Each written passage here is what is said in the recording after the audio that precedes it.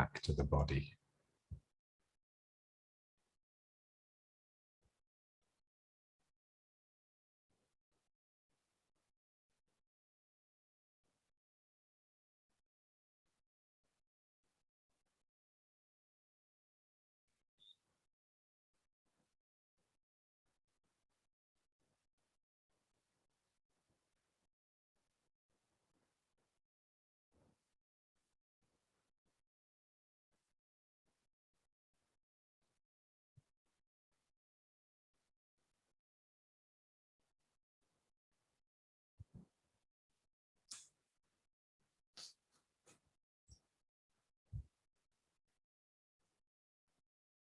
So John always used to say that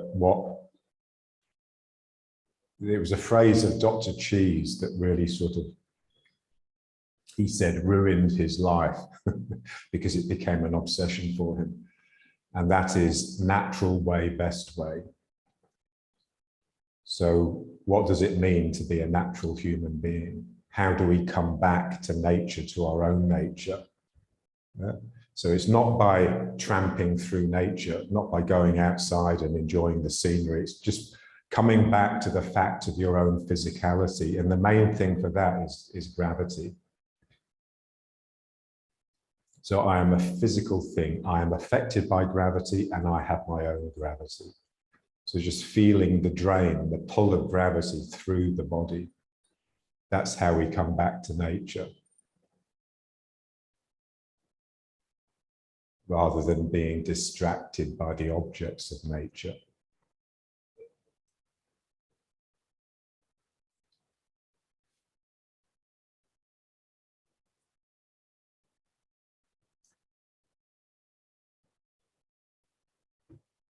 I have a student and she insists on working in the park, and I hate it. Because for her, the park is nature, yeah? And for me, it's just a distraction, yeah? It distracts you from real nature.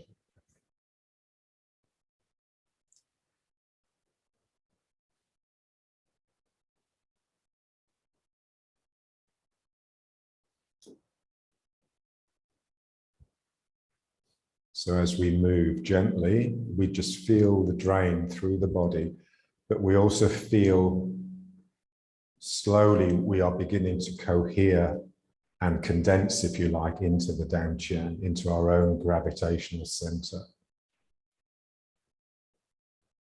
It's one of the beautiful concepts of science, is the center of gravity. The fact that the object can be considered to act from a point rather than from its volume. So this is where I am physically, yeah?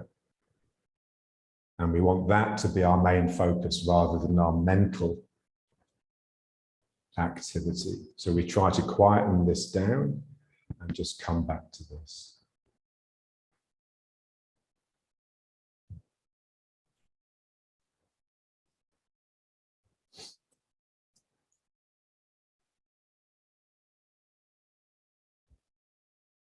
And just feeling the full and empty. So this is becoming full, this is becoming empty. So they're slowly changing all the time.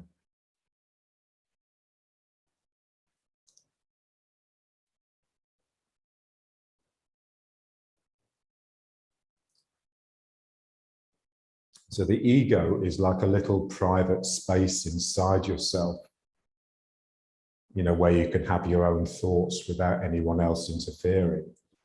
So all your, you know, your perversions, if you like, are housed there, all the things that are unnatural, the artificial.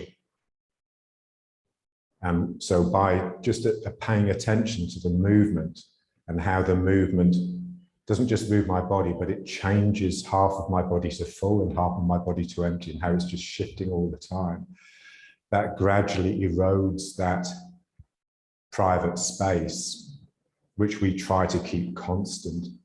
Yeah, so we want the movement, the alternation of full and empty, to get into every part of us. So in a sense, there's no part that's private anymore.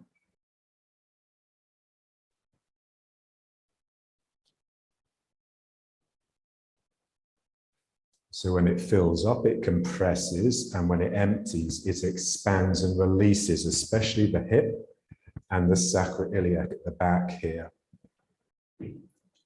Like you're just letting go of the leg.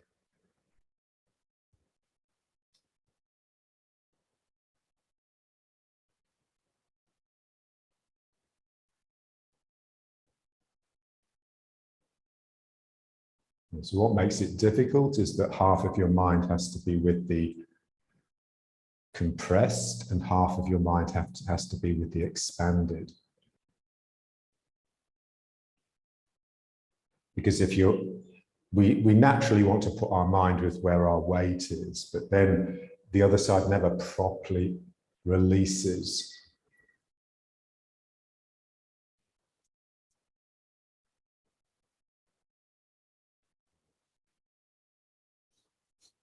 So we'd like to naturally, as a martial artist, as a martial arts person,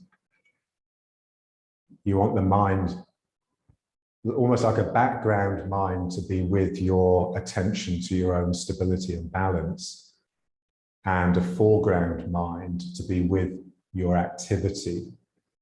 So if you think the average person, when they put their weight in one foot, their mind will be with the weight that's in the leg, trying to stay balanced and everything.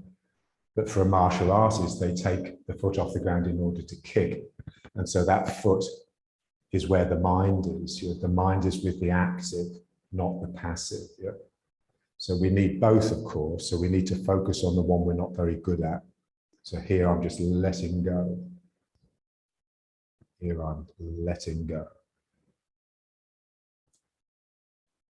And when I let go, something will just ooze out. Yeah? And that's like a positivity.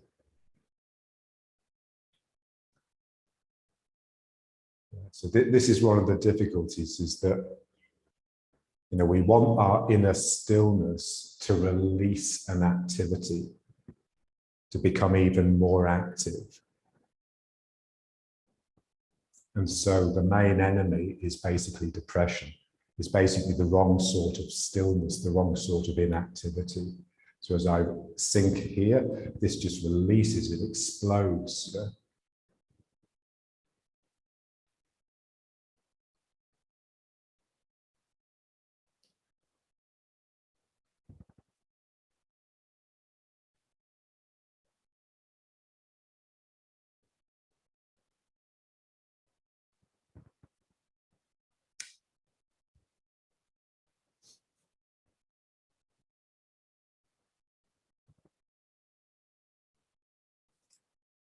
All the time, feeling the belly, pulling you into it.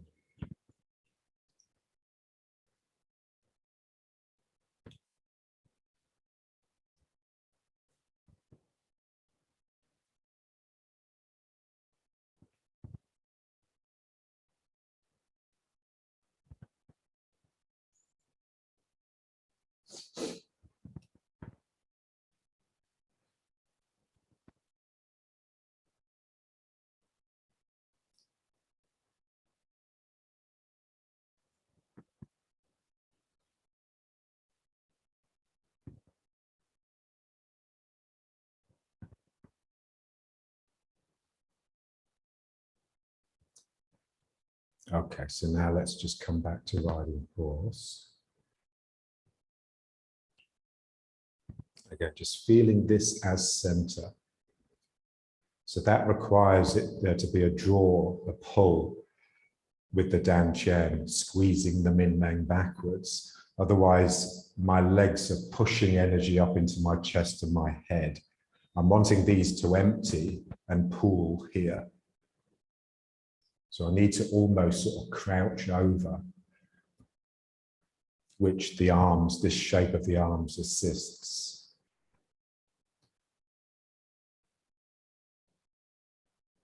Okay, now let's just breathe it. So this is the best exercise really for getting the spine to breathe.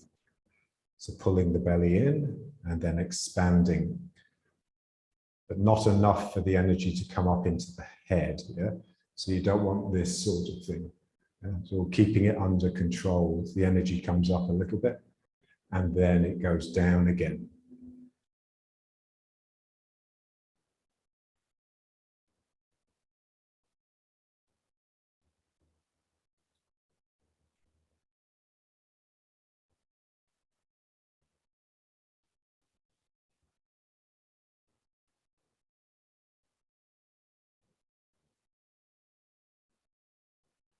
Again, just breathing through the little hole in the mouth if you can, just to make it a bit difficult, and that will get the muscles in the belly involved.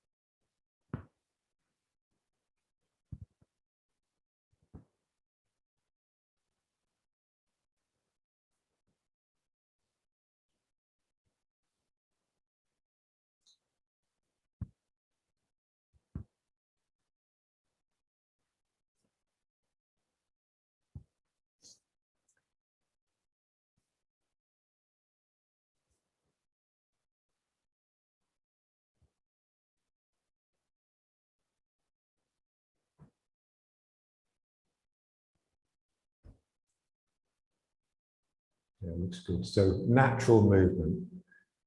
So when it's natural, it almost feels like the movement's doing you rather than the other way around. You're not the agent. The energy is the agent. Yeah?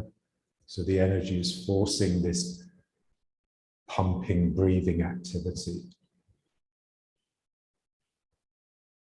So like the breath, you have to breathe, otherwise you die. It should feel the same here. You have to do these movements just to remain in some sort of equilibrium.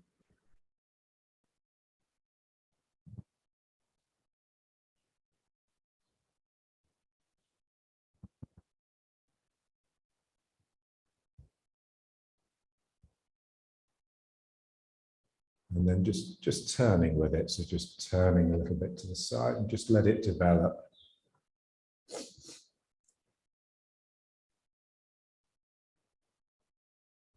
Yeah, so in a sense, the turning is like the playfulness, the natural humor, what John would call the humor of the natural process. Yeah. So when you turn to the side, you become non-symmetrical and you just operate so much better. You can express both energies in the body at the same time rather than having to have them alternating.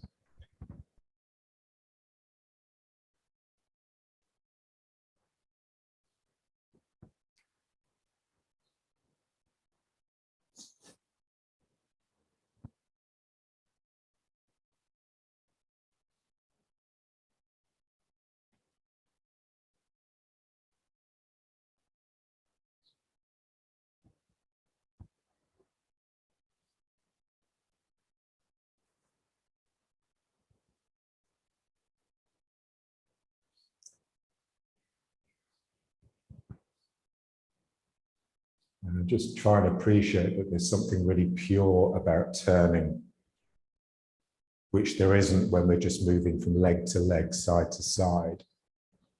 That's still a little bit sort of in control of my ego. This is almost like I just have to abandon myself to the turning. Yeah, so it's much easier to let yourself go when you've got turning and going on.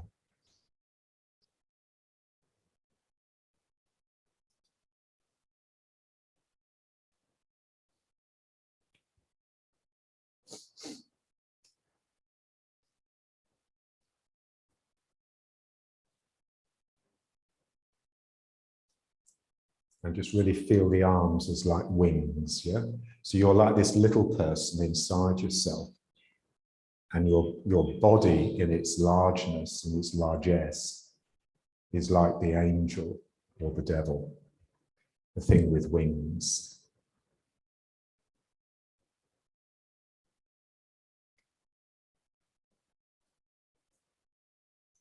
It's great. And that feeling in the top of the head, almost like you're having to crouch down a little bit underneath the low ceiling. So when mind is in the down chair, you'll have that feeling.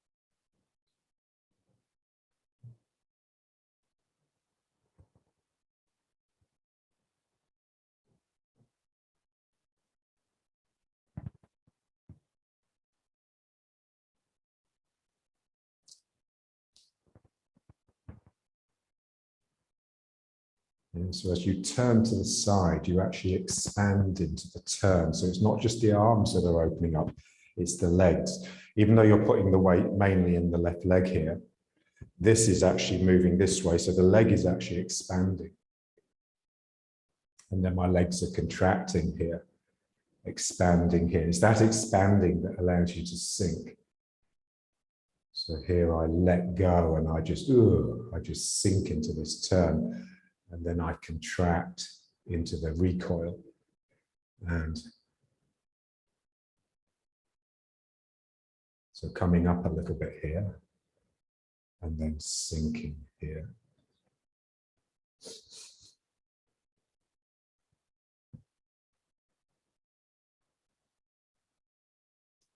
And so by allowing the body to sink down through your relaxation, you sink into the activity, into the energy.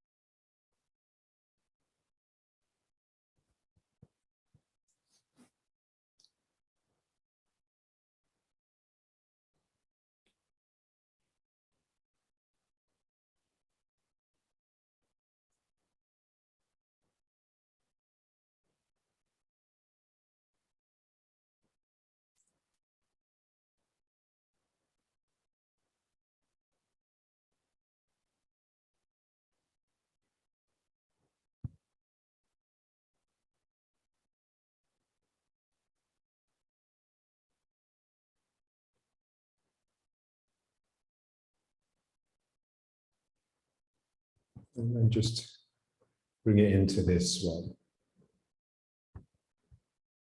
It's the same thing really, but now just one arm is extending and expanding, and the other one is yielding.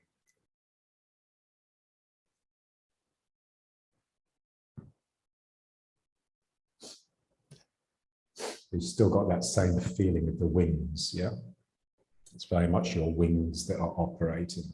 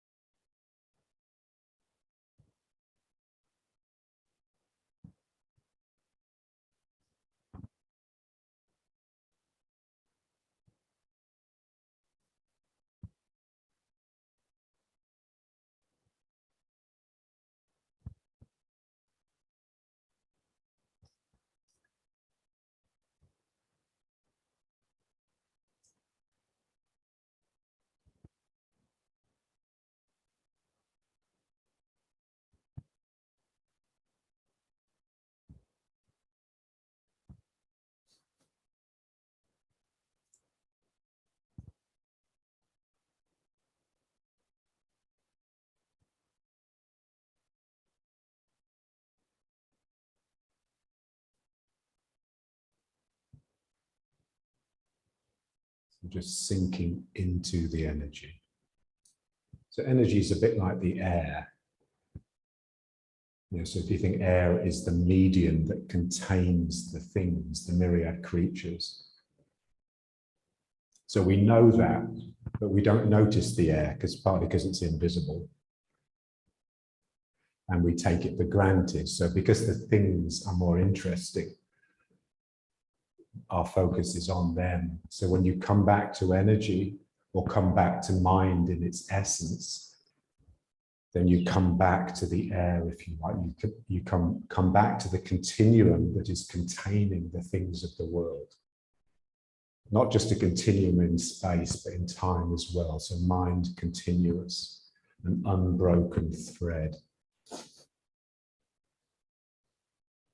So the smooth movements of Tai Chi are just creating an unbroken flow through the duration of the form. So we're practicing mind continuous by keeping the movements flowing. And they'll only flow properly if we have that correct alternation of yin and yang, full and empty. So just feeling the equilibrium.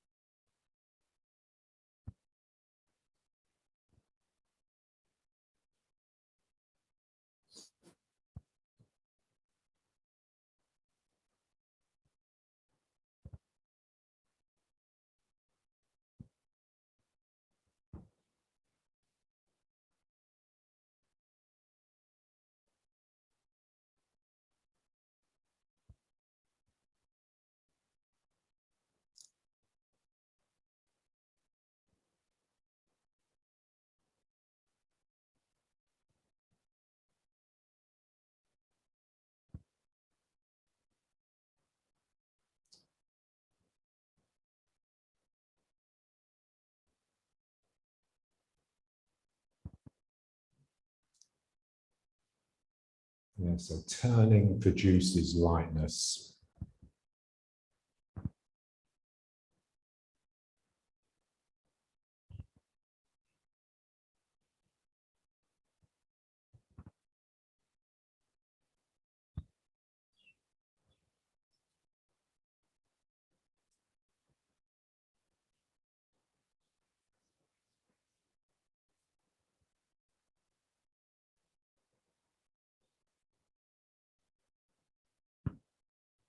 Okay, so now let's just bring it to riding horse again.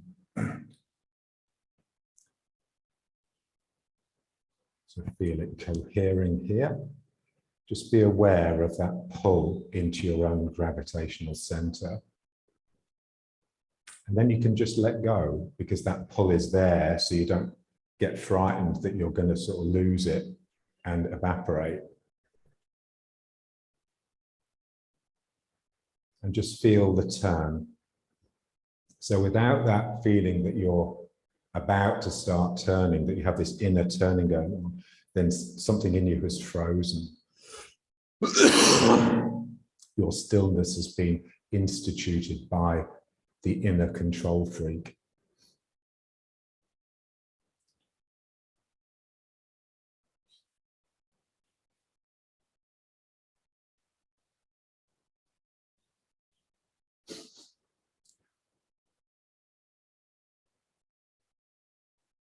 Yeah, so just imagine you're outside, it's quite squally, it's quite gusty, so the wind is blowing in all directions. And you don't want to just lock yourself into stability, because then you won't be able to enjoy it. Yeah? You want to feel your body being moved by energy, but at the same time maintaining an inner composure that stops you losing your balance. Yeah. So there's always the two sides to the coin.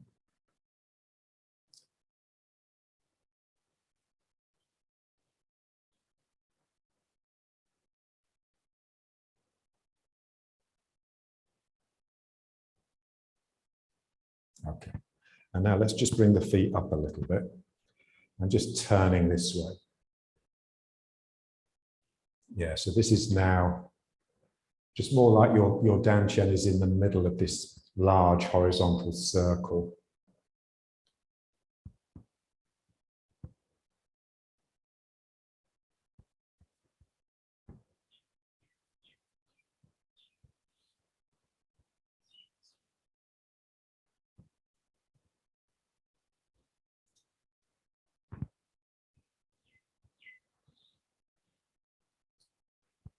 Okay, just feeling the turn.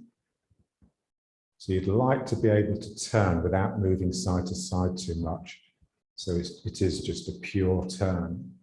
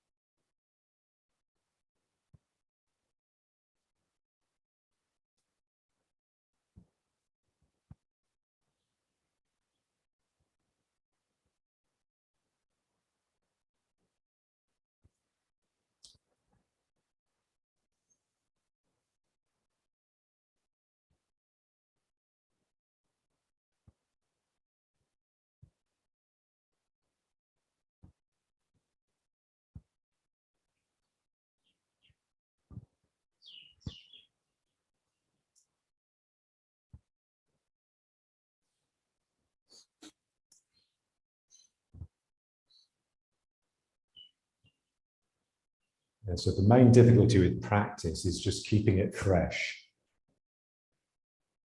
So just this feeling that what you're doing is taking you by surprise. There's an element of novelty to the experience of what you're doing.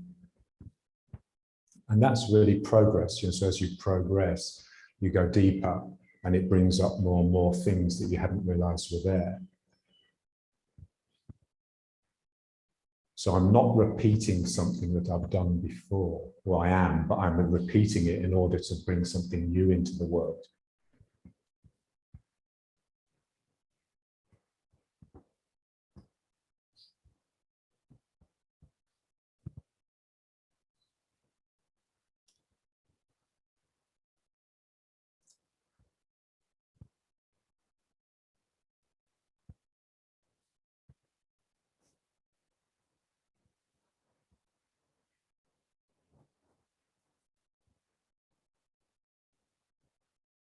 Yeah, and that novelty, the newness that you're allowing to rise up is very much in the heart, yeah? And it makes you slightly breathless. I always used to get, wonder why often John would get quite breathless when we were working. And it's just because, somehow new stuff was coming up. So you feel it very much in the thymus, very much in the upper chest.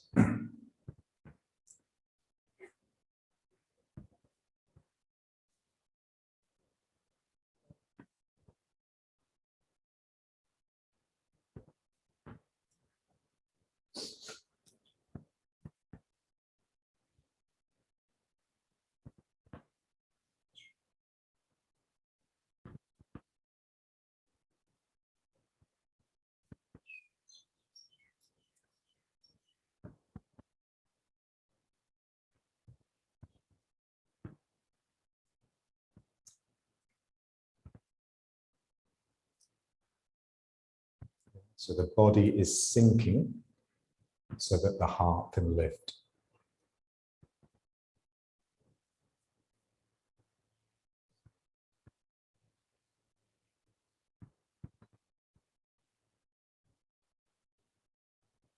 And it's especially evident in this exercise.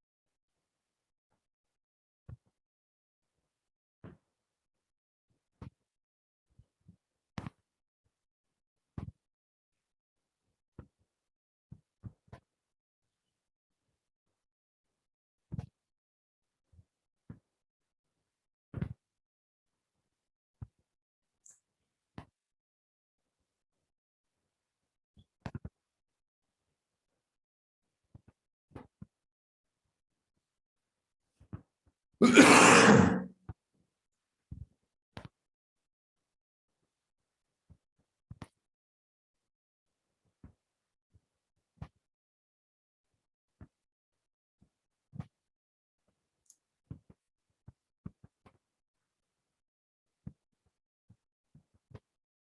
so let's bring it to riding horse again.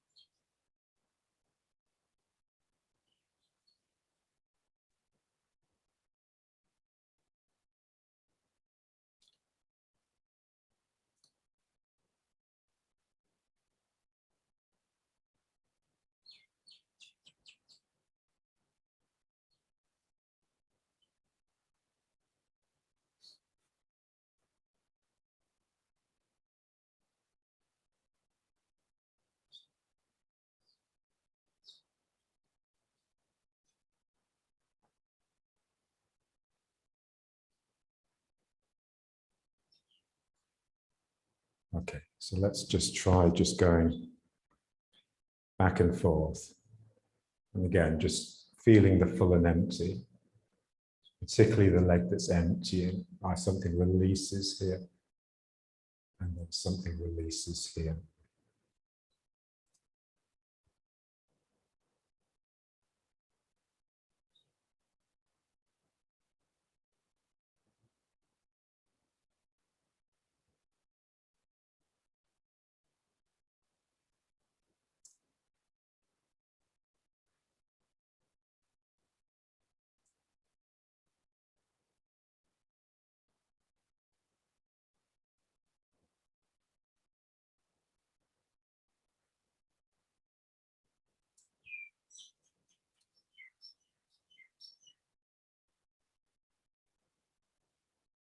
And again, just trying to get the release all the way from the middle of the sacrum.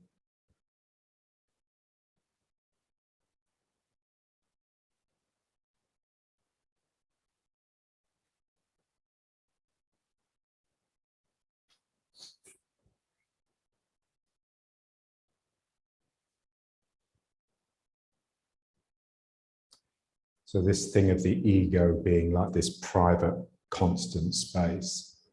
Physically, that's very much manifests in the sacrum and the hips. So we always try and keep those sort of locked as a unit. And then that gives this safe space for my ego to dwell. So what I'm wanting is for this movement to be splitting that up. So it's empty all the way from the middle of the sacrum, not just from the hip or from the sacroiliac.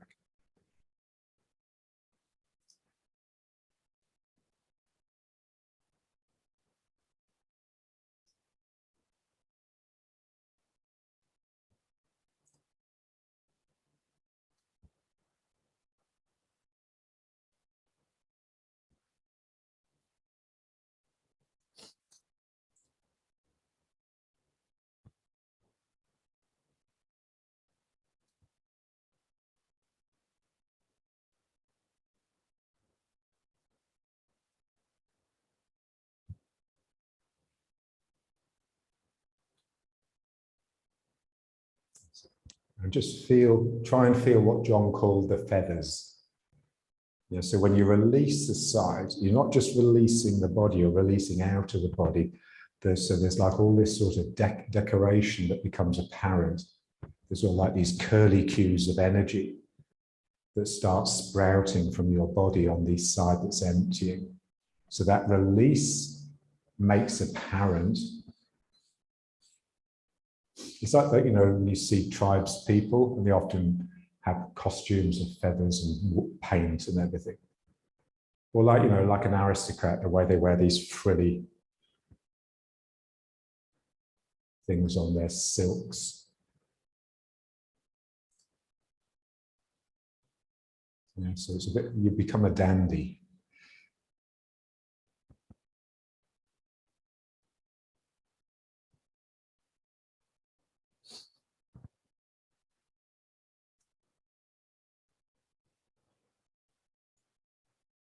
Yeah. So I can only open up one side if the other side really closes. So this really has to support for this to really open up and let go.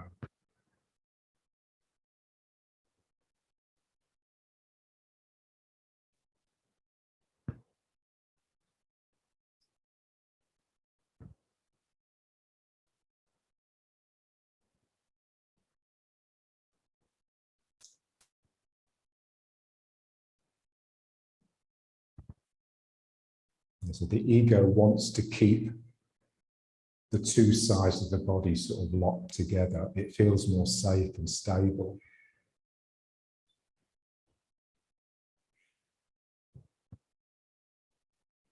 You know, so in the form, basically, you know, when you come into the foot at the end of the posture, you just try and release the other side of the body completely.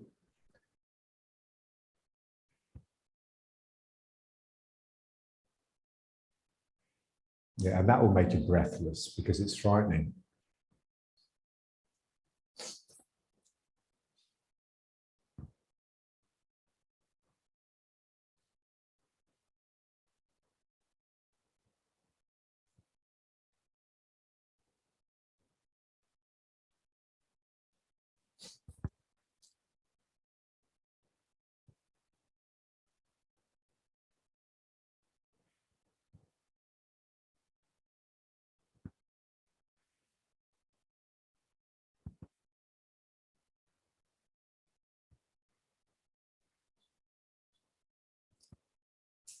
And now let's just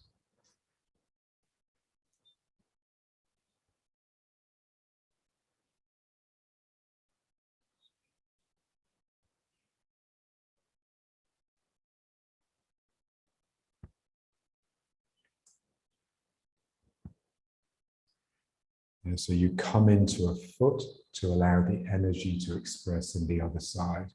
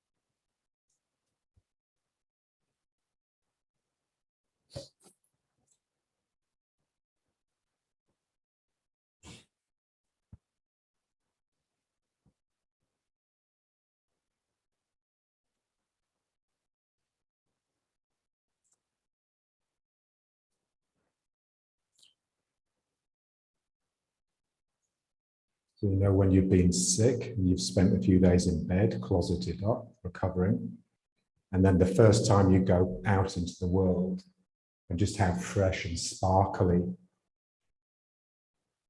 it appears. You know, it's almost like you're seeing it for the first time. In a sense, we would like that experience every time we practice, an element of that. And that's something you have to somehow be able to manufacture in yourself. And it's just a lightness, you know, sense of humor.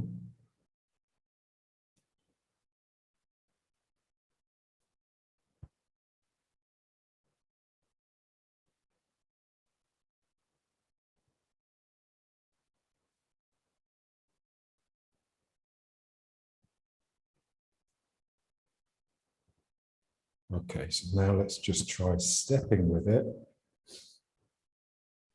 So it's basically the same thing, but now you really extend down the leg. Just pause before you bring your weight into the foot. So it's very much using the leg like a tentacle. You send it out. Yeah, if you touch the wrong place or it didn't feel right to you, you could very quickly just draw it back. And then you just relax into the elastic. So just putting the foot down and then drawing the weight.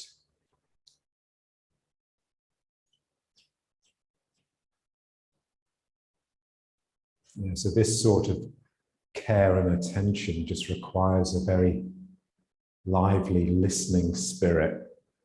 You're listening to the ground underneath the feet. And when you're sure it's right, then you bring your weight into it. And as you bring your weight into it, you settle into the heel, and then you spring back from the heel. So when you pull yourself into the foot, you're pulling from the toes, then settling into the heel, then the spring recoils from the heel, and then you extend and put the toes down, and then draw into it.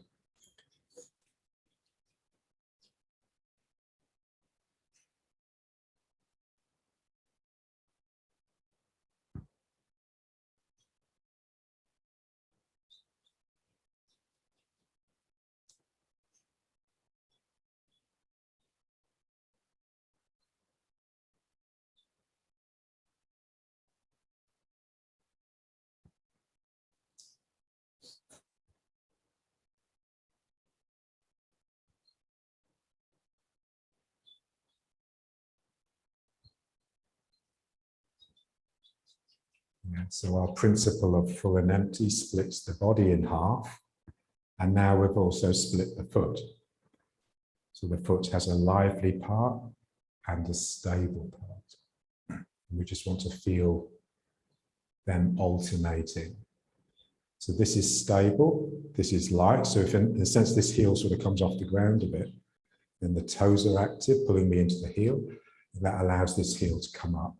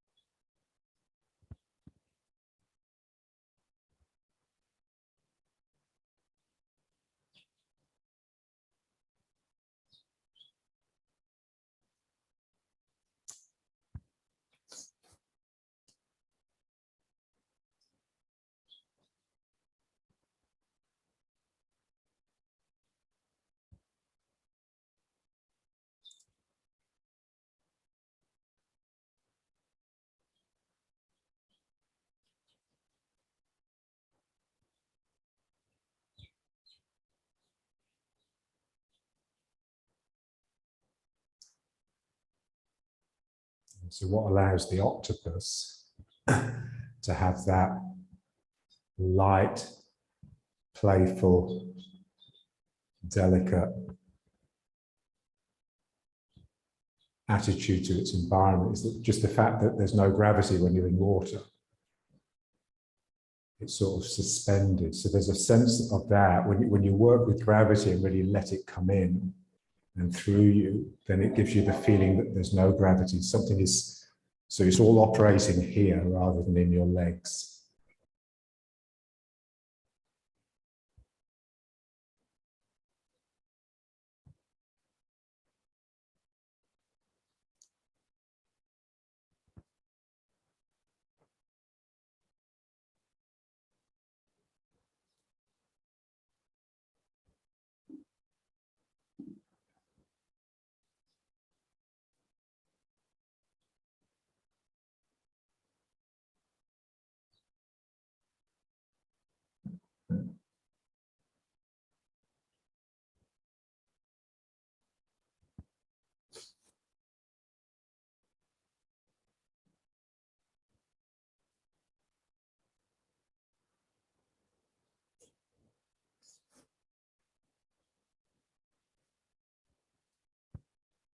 There's something else Thomas Keating said. He said, prayer should be playful because God has a sense of humor.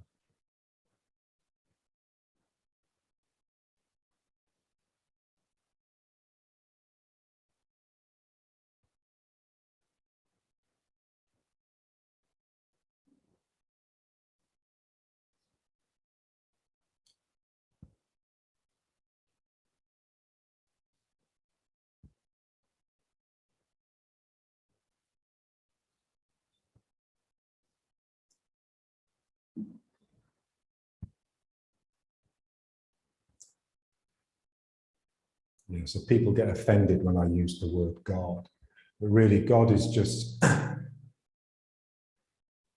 it's just that part of reality that you barely feel, that you're not sure about. So you could say energy is God.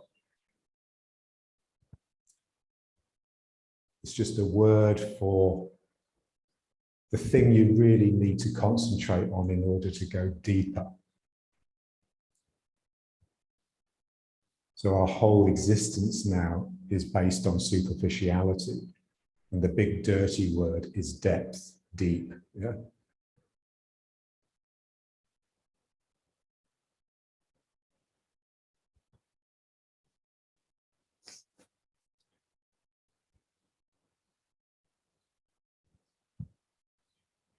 And so like that Coltrane quote, you know, you're so gentle, I barely feel you, yet you are my everything. Yeah. Like the air, yeah? The air, gravity, energy. You could all say they're manifestations of God. You know, God's just a word. And of course, as you go deeper, God changes. As you become familiar with what you consider God to be, he moves away, yeah? and takes you with him because you've made that connection. Yeah.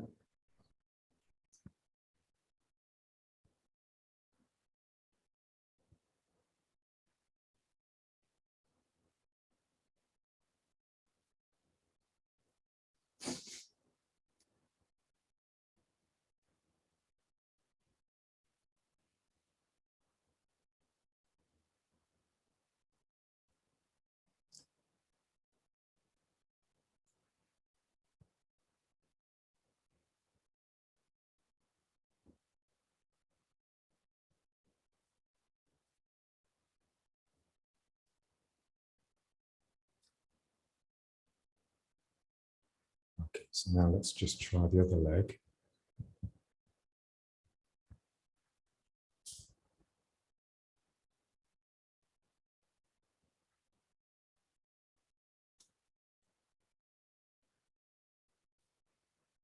Yeah, so really slow. Yeah, so you want the slowness not just to be not just you having slowed it down, but you having stretched it. There's a sense of having stretched the elastic of time.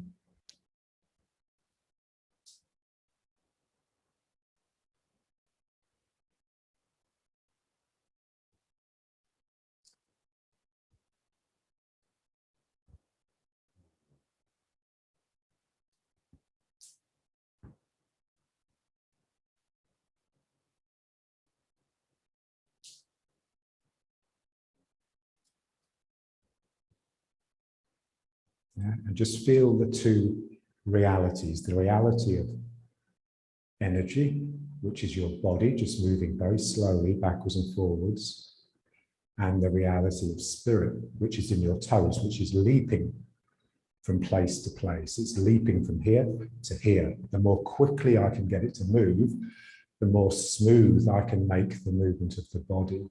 So both are required.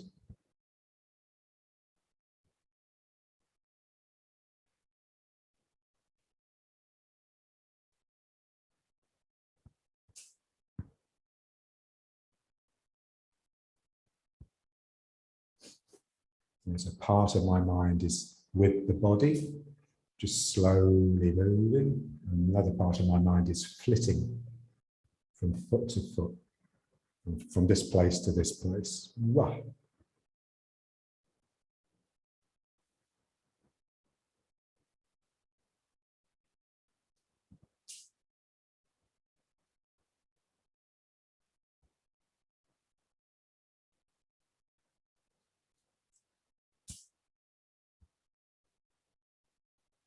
Okay, so let's just bring it back.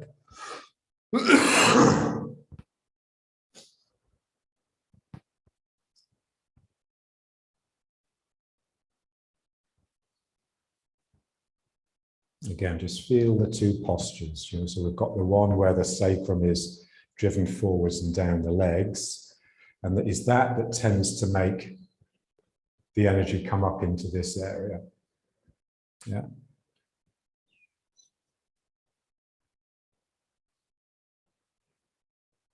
So that's more like the one that we would, you know, use to go about, you know, your daily life, you know, where you're almost sort of advertising your coming presence, like you're wearing a t-shirt with your name on it. And then the other one is us as a hunter, where we really open up the legs, which pushes this back a little bit. Yeah. So this very much this sense that this is actually drawing the world in as well as me in. Yeah.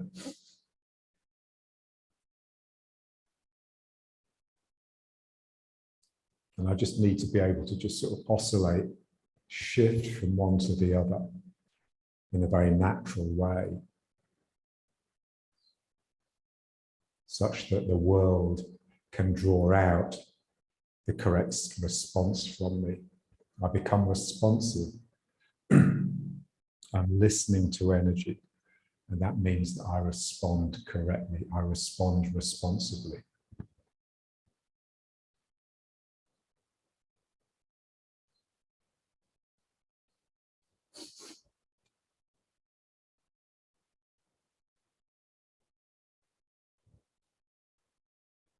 Okay, now let's just try just bringing the foot up. So just with the count of 4, so just 1, 2, 3, and 4. So when the final one, you just want the knee to be just slightly higher than the hip. So 1, 2, 3, 4. And just repeat it. It will gradually get better as you repeat it. 1, 2, 3, 4. 1, 2, 3, 4. 1, 2, 3, 4. Yeah. So as you get the knee higher and higher, it will tend to drive you more and more into the outside edge of the foot you're standing on. So it's very much like a circuit. So here I'm sinking, but here this is rising. 1, 2, 3. And just feel that final one when you pull the knee higher than the hip, how it just pulls the tail under. 1, 2, 3, 4. 1, 2, 3, 4. You know, just don't worry if you feel unstable, if you're a bit wobbly. Sometimes you just can't do it. And for me, it's always a good sign. It just means you're just more with the energy, really, than the stability. 1, 2, 3, 4. 1, 2, 3, 4. So again, full and empty. I want the fullness here to really open out into an emptiness. 2, 3, 4. 1, 2, 3, 4. 1, 2, 3, 4. 1, 2, 3, 4. 1, 2, 3, 4. Yeah, so when you got the knee up at the end, you should feel really like you've sunk into a capsule too. So like you're really enclosed here.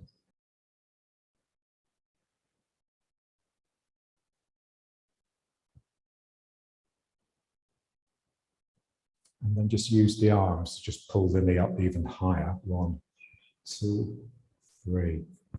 And then just pull.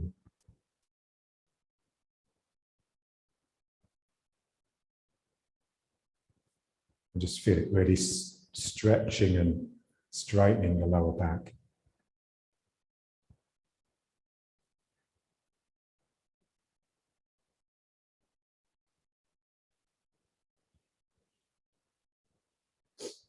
Right.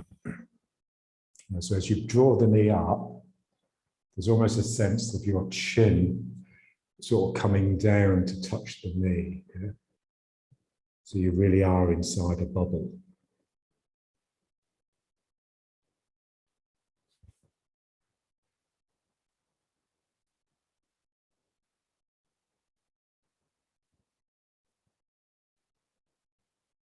Ooh.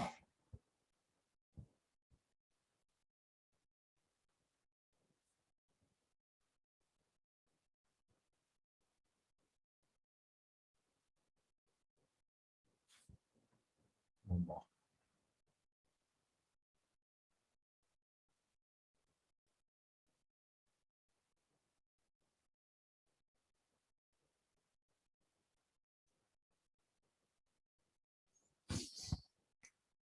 Great. And now let's just stretch the thigh. So just bringing the foot behind you. Yeah, so just hold on to it with both hands and just allow the foot to sort of pull the shoulders open, pull your shoulders back, and just try and get your knee to feel as though it's pushing down towards the ground, so you're really stretching the thigh muscle.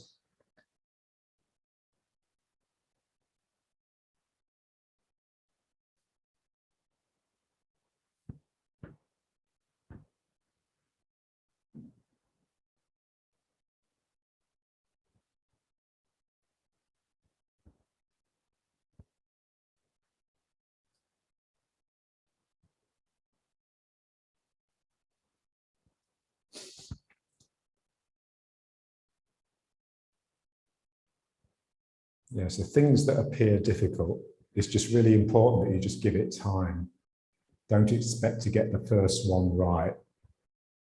You tell yourself, okay, I'm going to do 10 with each leg, and then just let it improve.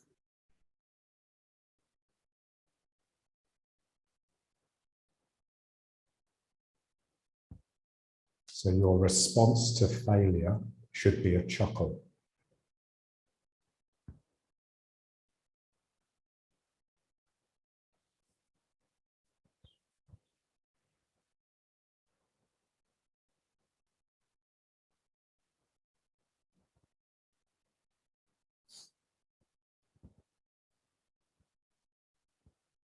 And so like most artists say, yeah, the real creativity is in the mistakes, yeah?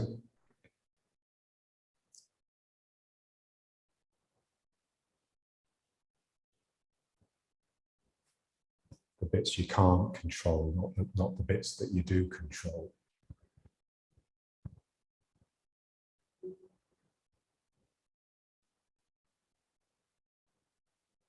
Wow.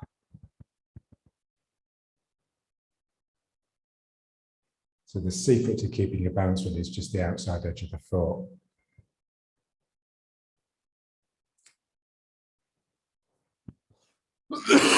One more.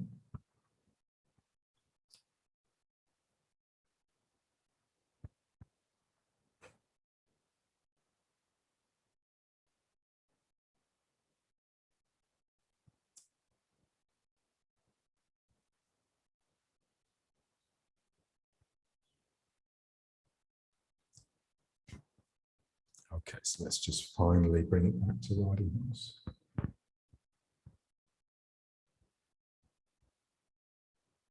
Yeah, so the real masters of balance, of outside edge of the foot, are the sumo guys. Yeah, so it's worth watching.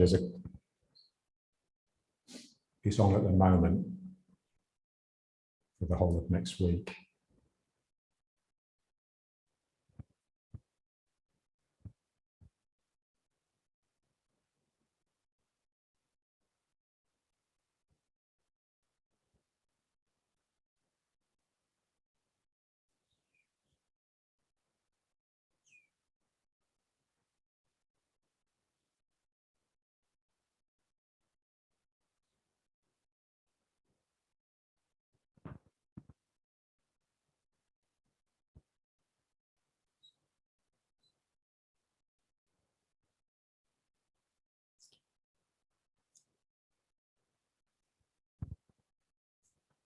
There was an Egyptian that joined one of the stables in Japan, became a really good sumo guy, but they threw him out eventually because he broke too many rules.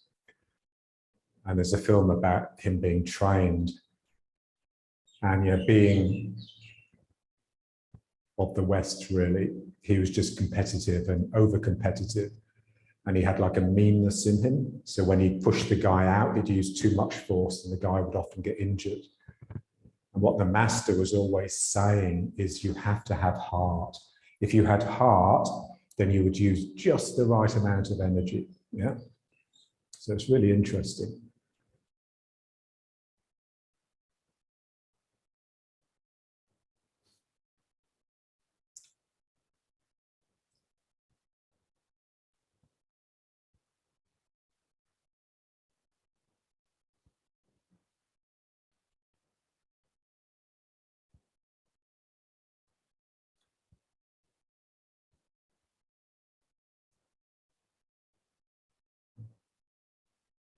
So rather than thinking, how can I make it how I want it?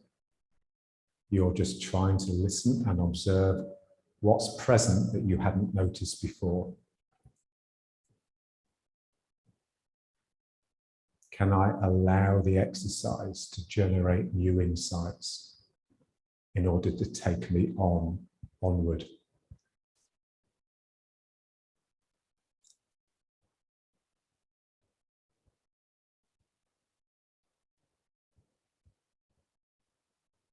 And then let's just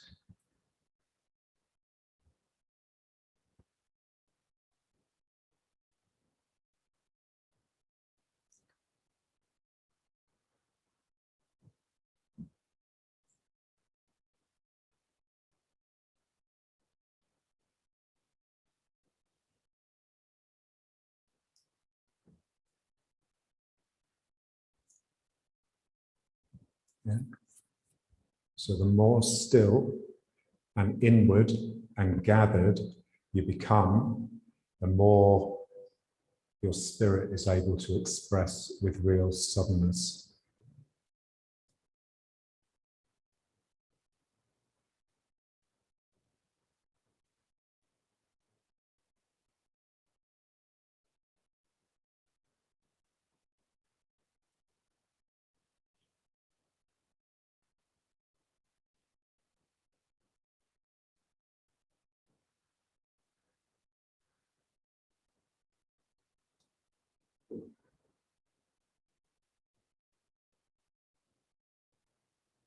Okay.